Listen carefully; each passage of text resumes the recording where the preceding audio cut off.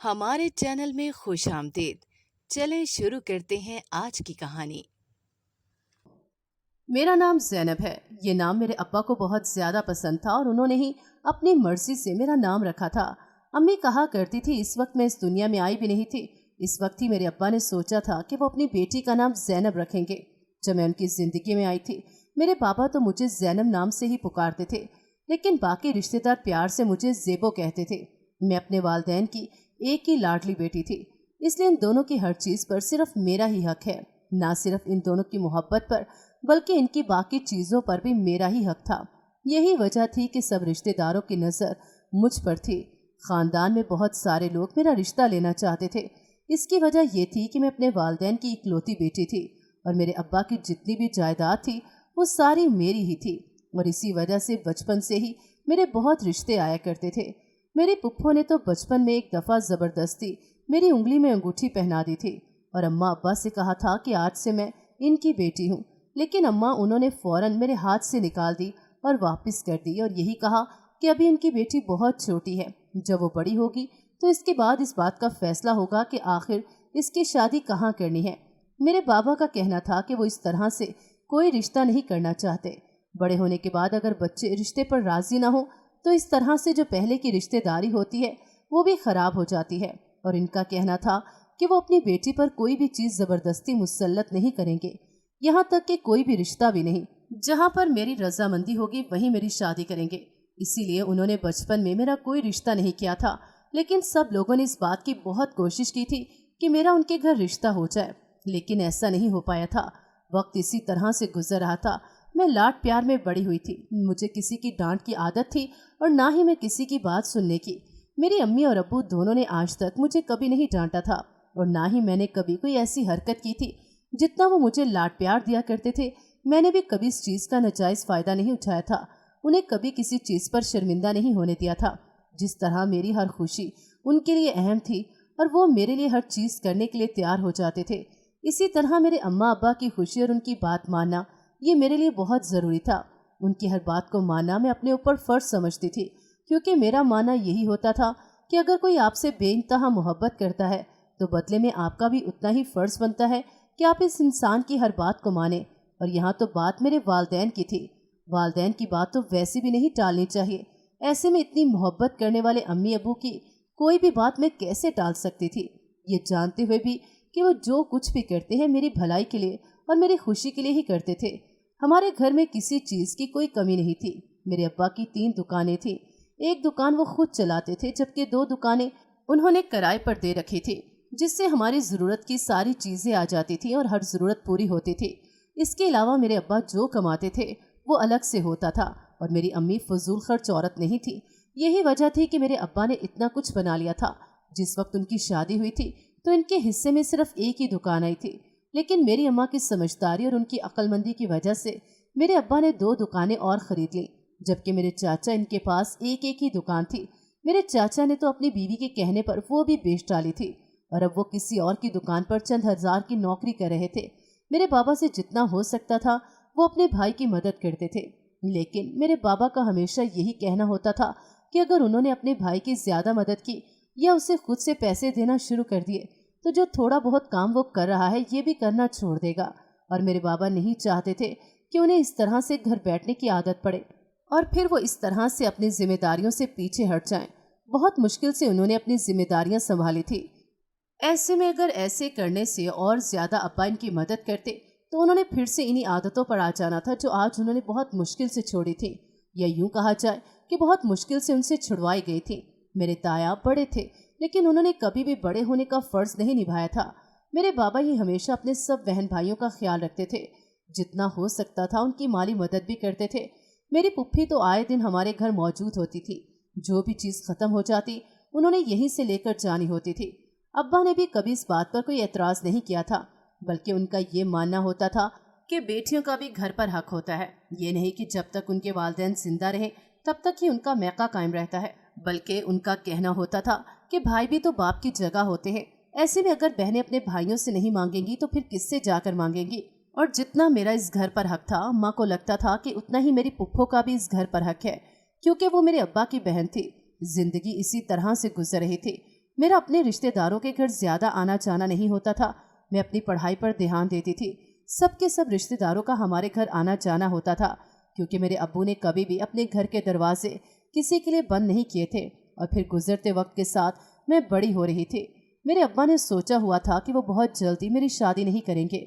जब तक मैं हर चीज़ को समझने के काबिल नहीं हो जाती और मेरी पढ़ाई मुकम्मल नहीं हो जाती, तब तक वो मेरी शादी करने का इरादा नहीं रखते थे। अभी तो उन्होंने मेरी शादी के बारे में सोचा भी नहीं था, लेकिन अम्मी अब इस बात का जिक्र करने लगी थी और अब्बा से यही कहा करती थी कि बेटियों को जितनी जल्दी हो सके उनके घर का कर देना चाहिए। और वैसे भी जिस तरह से मेरे रिश्ते आ रहे थे, मेरी अम्मी चाहती थी कि सही उम्र में ही मेरी अच्छी जगह शादी हो जाए। अब्बा ने भी मेरी अम्मा की तरह इन बातों के बारे में सोचना शुरू किया और उन्होंने एक दो रिश्ते मेरे लिए देखे थे, लेकिन उन्हें वो बिल्कुल भी पसंद नहीं आए थे। मेरे बाबा चाहते थे कि वो मुझे किसी ऐसे घर में रुखसत करके भेजे जो लोग मेरे अम्मा अब्बा से भी ज़्यादा मुझसे मोहब्बत करें। जैसे ही ये बात ख़ानदान वालों को मालूम हुई थी कि मेरे अब्बा ने मेरे लिए रिश्ता देखना शुरू कर दिया है, सभी लोग घर आकर मेरे अब्बा की मिन्नतें करने लगे कि वो मेरा रिश्ता उन्हें दे दें। लेकिन मेरे बाबा, क्योंकि ये बात अच्छी तरह जानते थे कि ख़ानदान वाले किस लालच में आकर मेरा रिश्ता मांग रहे हैं, इसलिए उन्होंने ये बात पहले से ही सोच रखी थी कि वो ख़ानदान में मेरी शादी नहीं करेंगे। साथ साथ कुछ वजह ये भी थी कि जितने भी मेरे कज़न थे उनमें से कोई भी ना तो अच्छी नौकरी करता था और ना ही किसी किस्म की तालीम थी। सभी लोग अपने वालिदैन के रहमो करम पर ज़िंदगी गुजार रहे थे और मेरे अब्बा किसी ऐसे इंसान के साथ मेरी शादी कैसे करवा सकते थे जो कि अपनी जिम्मेदारियां ना उठा सकता हो, जिसकी जिम्मेदारी खुद उसके वालिदैन उठाते हो। वो लड़का मेरी जिम्मेदारी कैसे उठाएगा? मेरे अब्बा चाहते थे कि वो मेरी शादी किसी ऐसे इंसान से करे जो कि मेरी जिम्मेदारी अच्छे तरीके से उठा सके। इसी तरह वक्त गुजरता गया और मेरी अम्मी ने रिश्ते करवाने वाली खाला से बात की। उनसे कह दिया था कि वो किसी अच्छे घर का रिश्ता दिखा दें। अभी खाला नहीं आई थी, इससे पहले ही कुछ ऐसा हुआ कि उसने हमें हैरान कर दिया। एक खातून हमारे घर आई। उनका कहना था कि वो रिश्ते के लिए आई हैं। उनका कहना था कि वो बहुत उम्मीद लेकर यहाँ पर आई हैं।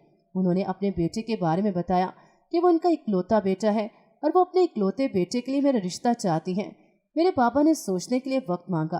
उनका कहना था कि मेरे बाबा जितना मर्जी वक्त लें, लेकिन उन्हें जवाब हाँ में चाहिए। देखने में तो वो रिश्ता हर लिहाज से बेहतर था। लड़के की अच्छी नौकरी थी और वो अपने वालिदैन का इकलौता था। घर में ज़्यादा लोग भी नहीं थे। इस औरत का कहना था कि इसके शौहर का कुछ अर्से पहले इंतकाल हो गया है और वो अपने बेटे के साथ रहती है। ऐसे में मेरे माँ बाप को इस रिश्ते में कोई खराबी नज़र नहीं आ रही थी। उनका कहना था कि वो अपने तौर पर एक मर्तबा मालूमात ज़रूर करवाएंगे। अपनी तसल्ली कर लेने के बाद ही वो कोई फैसला करेंगे।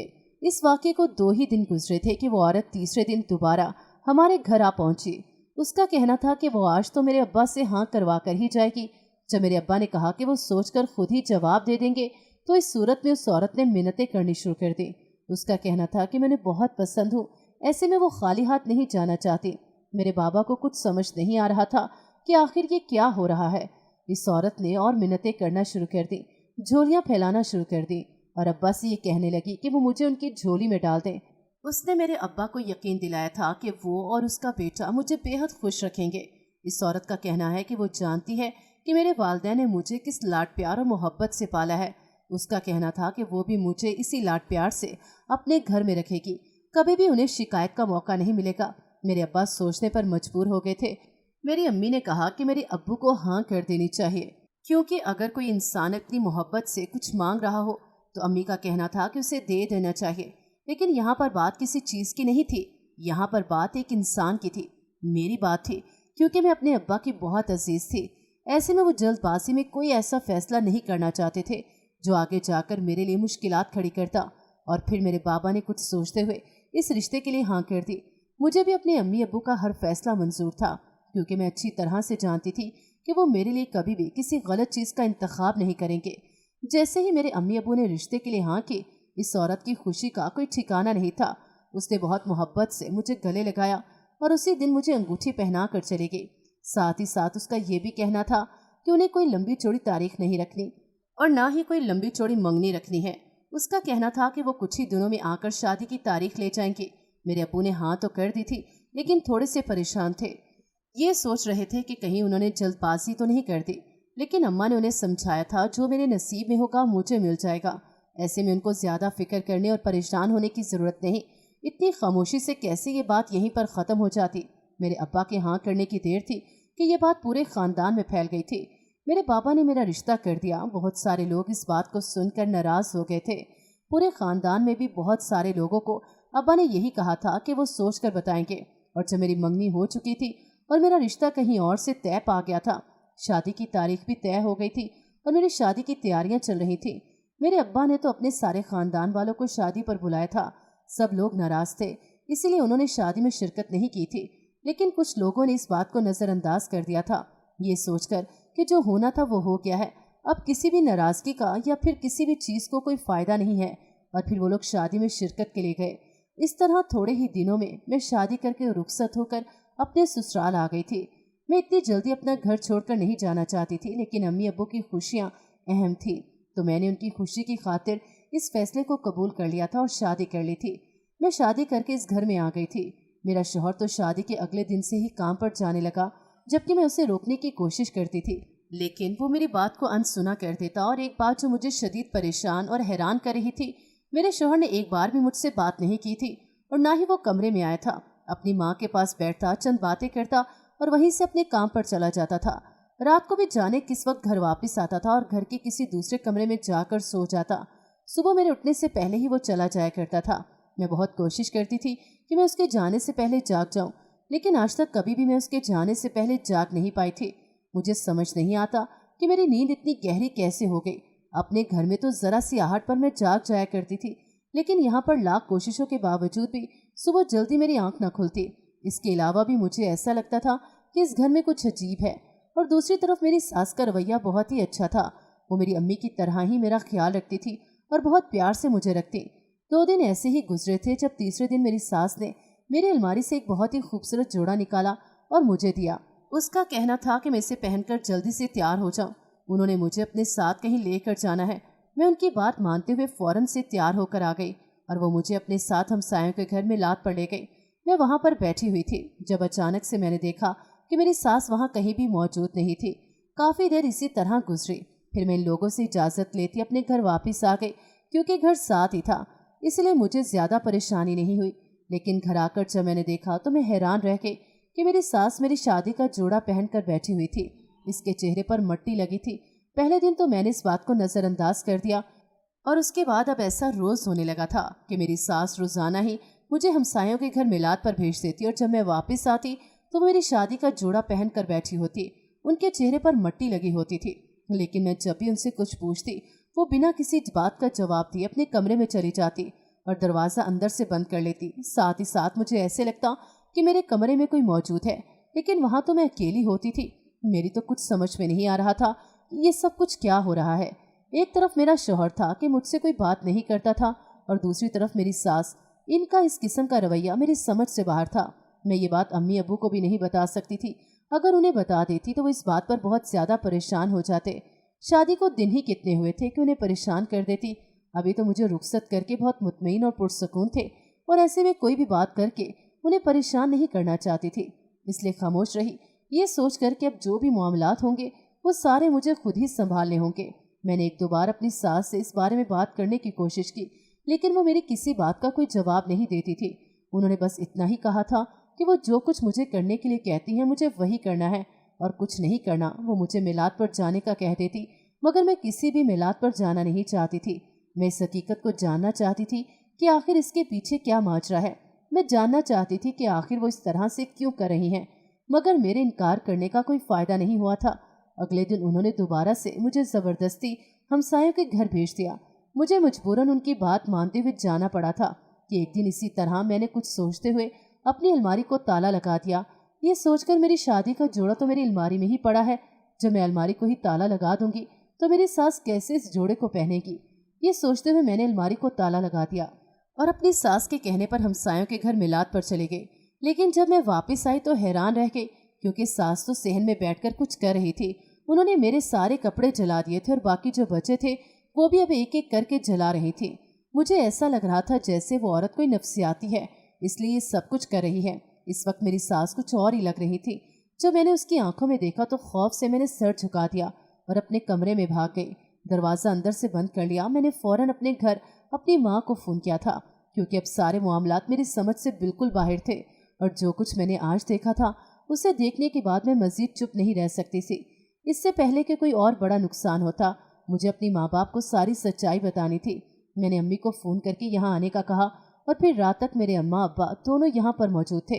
मैंने उन्हें सारी सच्चाई बता दी कि किस तरह से इस घर में मेरे साथ अजीबो गरीब वाक़यात हो रहे थे। जब से मैं शादी करके इस घर में आई थी तब से लेकर अब तक क्या क्या हुआ था। मेरे अम्मा अब्बा मेरी बातें सुन के परेशान हो गए। उनका कहना था कि अगर यही बात थी तो मैंने पहले क्यों नहीं कुछ बताया। मैंने उनसे यही कहा था कि मैं उन्हें परेशान नहीं करना चाहती थी, इसलिए मैंने उन्हें कुछ नहीं बताया। और मेरी अम्मा का कहना था कि वो खुद मेरी सास से इस बारे में बात करेंगी। मेरी अम्मी ने मेरी सास से इस बारे में बात की थी। उन्होंने सारी हकीकत बताई। उनका कहना था कि उन्होंने कुछ भी ऐसा नहीं किया जो ठीक ना हो। उनका कहना था कि उन्होंने जो कुछ भी किया बहुत सोच समझ कर किया है। और फिर उनका कहना था कि इस वक्त तो हमें इस चीज़ की सच्चाई नहीं बता सकती, लेकिन अब सब ठीक हो चुका है, इसलिए अब वो हमें सारी सच्चाई बताने के लिए तैयार हैं। जब उन्होंने बताना शुरू किया कि मेरे ऊपर काला जादू किया गया था जिस वक्त मेरी शादी हुई थी, उसी वक्त हमारे रिश्तेदारों में से किसी ने मुझ पर काला जादू किया था और वो काला जादू मेरे दुल्हन के जोड़े पर किया गया था। जादू इतना खतरनाक था और वो इसी मकसद के लिए किया गया था कि मेरा शौहर शादी की पहली रात ही मर जाए, क्योंकि हमारे कुछ रिश्तेदार ऐसे थे जो इस शादी से खुश नहीं थे।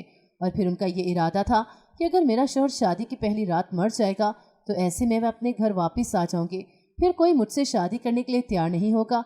ऐसे में इन लोगों का काम आसान हो जाएगा, किसी अच्छी जगह मेरा रिश्ता नहीं होगा तो फिर वो मेरे अब्बा खुद उनके आगे हाथ जोड़कर मेरा रिश्ता देंगे।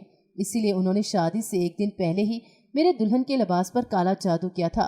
मेरी सास का कहना था कि वो इस चीज़ों का इल्म रखती हैं और ऐसे मामलात में लोगों की मदद भी करती हैं।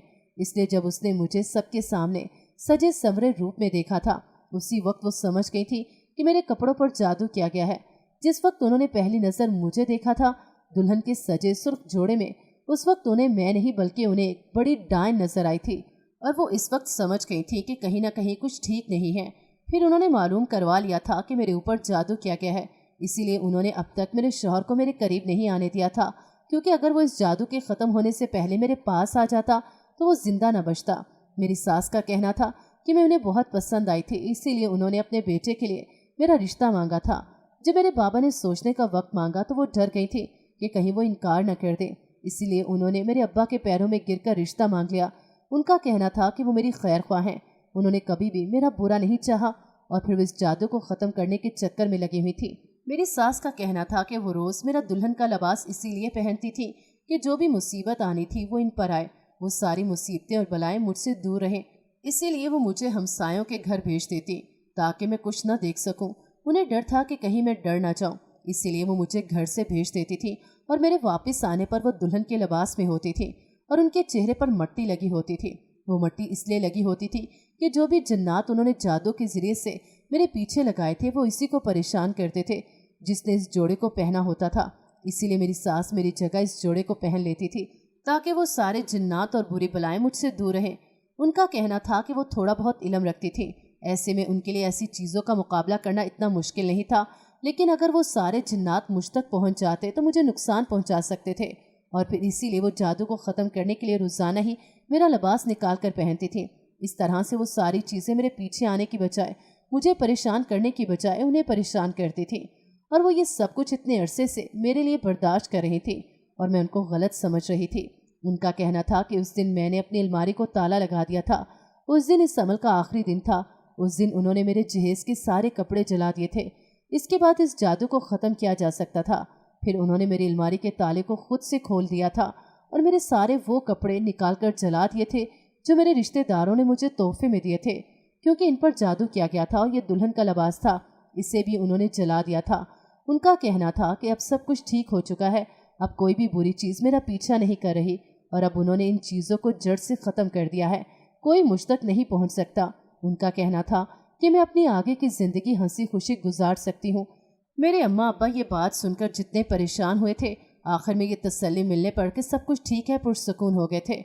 मैंने अपनी सास से अपनी गलती की माफ़ी मांगी थी कि मैंने उन्हें गलत समझा। अम्मा अब्बा ने भी उनका शुक्रिया अदा किया था।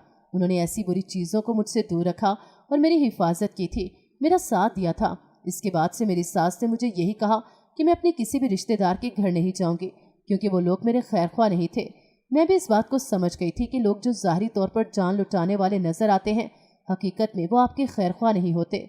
जब मेरे अब्बा ने पूछा था कि ये सब कुछ किसने किया है, तो मेरी सास का कहना था कि मेरी ताई, जो मुझसे बेहद मोहब्बत जताती थी और मुझे अपनी बेटी मानती थी, ये सब कुछ उन्हीं का किया कराया था।